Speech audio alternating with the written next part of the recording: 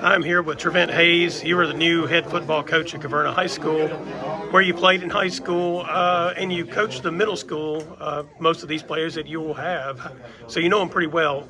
What's the first thing that you need to try to accomplish as a head coach? Unity and discipline. We have to get the kids to buy in to what I plan to do, and I think that once we get them to understand where we're trying to go as a team, then everything else is just going to fall in line. What are your expectations for the players and for the program? You know what? I've looked at the schedule. It's the first time that we've been in the district for 4 years. Compared the schedules to our schedule that Caverna had last year, really feel like that we can contend for a district title. Really, my expectations are to at least be second in the district at worst, so that we can host a home playoff game. That's not happened since 2004, so that'd be pretty big for the program. Yeah, I think that was the last winning season for Caverna was 2004, and you were an assistant during that window of time? I was offensive coordinator. Okay, and I guess you worked with the mayor. The mayor, Coach Hatcher. And Nick Stevens, right? And now Coach Hatcher has came back to join my staff, and I'm very excited about that, you know, him and the other guys. And, you know, I think we put together a good staff that's going to care about these kids and that's going to help get the most out of the kids.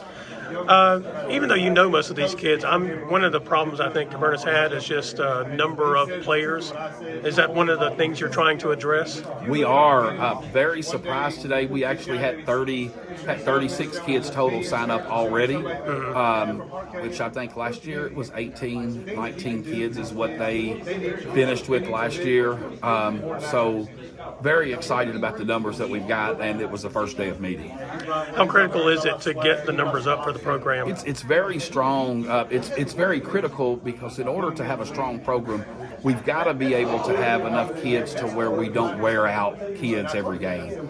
You know, I know Class A, most kids have to play both sides of the ball, but you know, it's also good to be able to have a break to where those kids don't have to do those things. Now you have a lot of irons in the fire with a couple of businesses and other things that you have going on. Where does the football fit into that for you? Well, I've been fortunate enough to where I am, you know, I'm fully staffed at the restaurant now, so my presence from there will no longer be needed all the time.